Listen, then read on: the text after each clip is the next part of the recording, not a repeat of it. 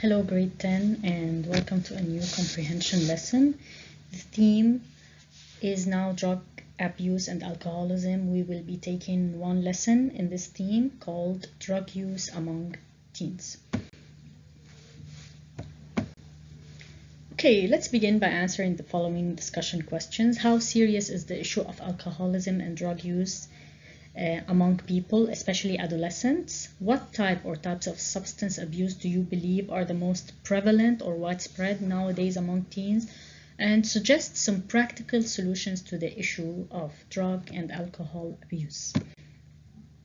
Okay, first of all, the issue of drugs and alcoholism is a very serious and widespread issue nowadays, especially among teenagers. Statistically, half of all the new drug users are under the age of 18.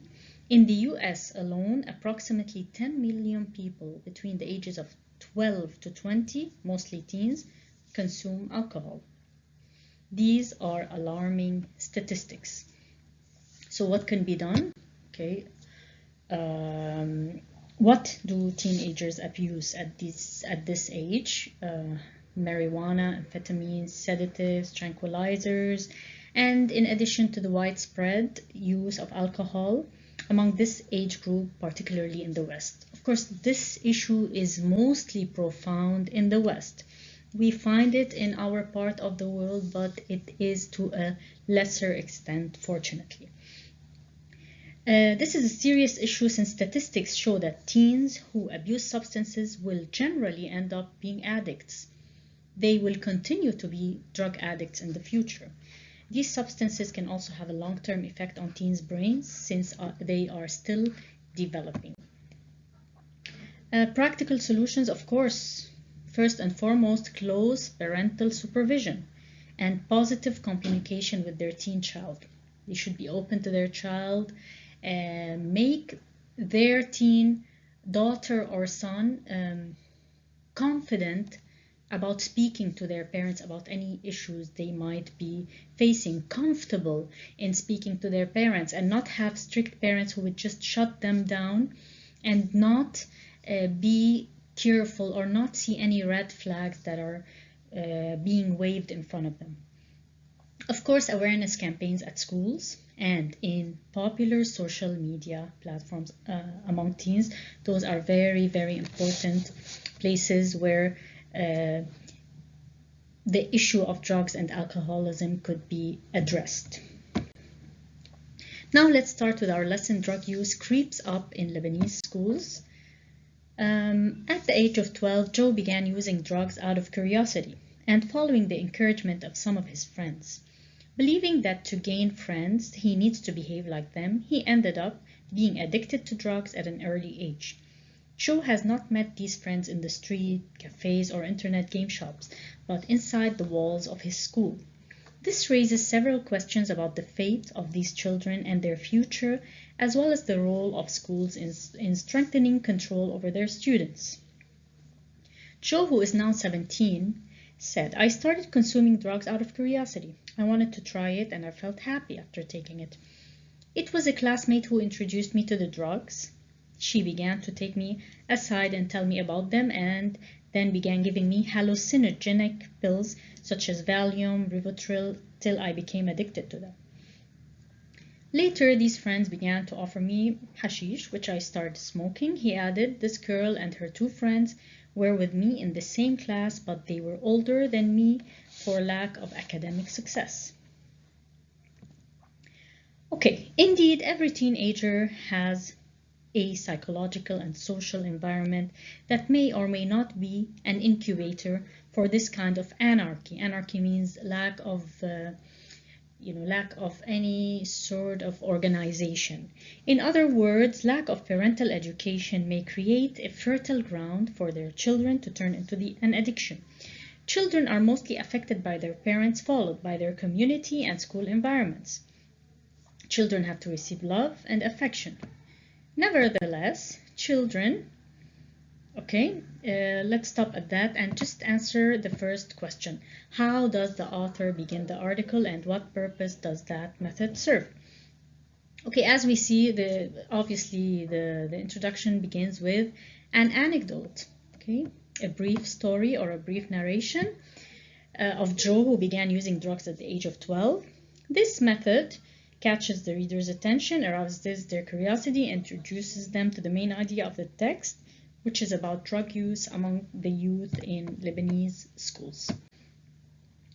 Okay, let's begin where we left off. Nevertheless, children should also be firmly taught that there are values, rules, and limits they should follow and respect. Thus, it is necessary to make parents aware of this issue and explain to them the gap in their education and the danger their children might face before it occurs. Okay, now, according to the author, whose responsibility is it mainly to keep children away from drugs? According to the author, the paragraph we just read now, it is the main responsibility of parents, of course, who should firmly teach their children values, rules, and social norms so as not to engage in dangerous habits or become deviant members of society. Okay, reading on. On the other hand, those who discover that their children are addicted must first accept this reality. Okay, first of all, they should nourish their children, give them love, give them attention. However, those who discover later that their children are addicted must first accept it. Okay, then they should know how to deal with the addict through communication with stakeholders such as doctors and psychologists. A parent cannot treat an addicted child if he has reached or if she has reached the point where they are now addicted. They need a specialist, a professional. Regarding the spread of drugs in schools, Al-Bustani said, recently we learned that one cake street vendor next to a school conspired with a student by putting drugs into cakes, while the student enters them to school and gives them some of his friends. This incident should push schools towards more awareness and monitoring. Now, regarding addicts in schools and the recovery rate after treatment, Al-Bustani says that there are no relevant statistics, but we want to attract the attention of school authorities on the existence of this issue. As to the role of detoxification centers, of course, by detoxification, we mean rehabilitation, where people who are addicted to drugs and alcohol get treated. We must know that the cure rate in Lebanon and the rest of the world does not exceed 10%. This is weird, only 10% cure rate. In contrast to the statistics which claim that the rates are as high as 30 and 40%. Mainly that drugs treatment centers have become similar to beauty centers. That is, they have no specialization. There are 2 serious centers in Lebanon, while others are supported by specific political sides as self-interest rules everything in this country. Okay, from the information you read in paragraph 7, what can you imply about the recovery from addiction? What needs to be done? Okay, the recovery from addiction is quite low. The best way is not to get engaged in drugs at all, not to do drugs, not to become addicted. Because once a person is there, his or her chance of ever recovering is only 10%, both in Lebanon and the rest of the world. This alarming statistic suggests that it is extremely difficult to recover from addiction, and therefore we should work on parent supervision, of course, awareness campaigns by schools, social media, and other important networks. Now, let's move on to the organizational skills questions. What is the thematic relationship between paragraphs 2 and 5, and explain? By going back to paragraphs 2 and 5, we find that the relation between the 2 paragraphs is one of problem-solution. In paragraph 2, the author talks about Joe's issue with drugs and how he got addicted. In paragraph 5, the author talks about how parents must be made aware of this issue and how to behave in case they suspect that their child is an addict. First, they must accept this reality and then communicate with the appropriate sides, doctors, and psychologists to solve the problem. So it's a problem-solution relationship. Okay, name 2 types of audience who might be interested in reading this article. What is their interest? Okay, 2 types of audience who might be interested in reading this article are parents of teenagers, of course, because it raises their awareness about the issue of drug abuse among this age group and how parents need to deal with it. And school administrations who should spread awareness amongst their students because of the peer pressure which might be practiced among students in order to start using drugs. So you give the type of audience and you also tell what their interest is. Now, what means of support does the author use in the article? Means of support is supporting evidence. Okay? Let's revise supporting evidence. Of course, why does the author use supporting evidence? In order to achieve objectivity, credibility, authenticity, okay, legitimacy, credibility, okay. Types of supporting evidence, let's go through them again. Facts and statistics, real names, real dates, real life examples, research results, okay, and experts' opinions, testimony. For example, if we're talking about the issue of drugs, you would take the testimony of a teenager, just like Joe, who has been through this issue. That is called a witness testimony. And quoting an expert or a statement of authority, like from a minister or from a president or from an important official. So which one of those are used? In the article, drug use creeps up in Lebanese schools, the author uses real-life example. You tell me the story of Joe. You can also say that that is a witness testimony, a 17-year-old boy who was introduced to drugs by his peers. The author also uses statistics. Give me at least one statistic. Recovery rate does not exceed 10%. Expert opinion, Professor Antoine Bostani, President of the Order of Lebanese Doctors.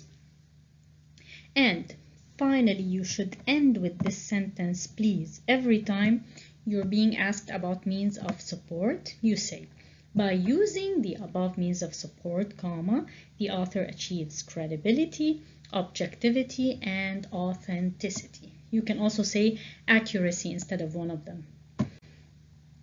Okay, now let's go to Part D. The following statements are false because they misinterpret the writer's ideas. Rewrite them correctly. Professor Antoine Bostani strictly blames parents since they are entirely responsible for their children to turn into an addiction. No, many times it's not because of them. It just happens, different circumstances, different social circles. 2, in rehabilitation centers, the cure rates in Lebanon are as high as 30 or 40%. Of course not, they are 10%. And those are the answers. Okay. Now, vocab. Use contextual clues to figure out the meanings of the words and then put them in the blanks. Because his knee was taking longer than expected, the major league player began to think that he would never bat again. Because his knee, okay, recovery, of course, recovering from an illness. From AIDS to cancer to Alzheimer's, medical research is always trying to find a cure for the latest on human health. Latest what on human health? Latest scourge.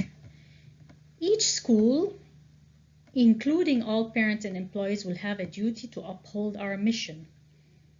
Each school, stakeholder, of course, the people who are important in that place, they will not come to one point of agreement and the result will be confusion and chaos, disorder. Okay, and there are the answers. Okay, so those are the objectives. And for any questions you might have about this video, please jot them down and ask me during our Zoom live sessions. Until then, see you. Bye-bye.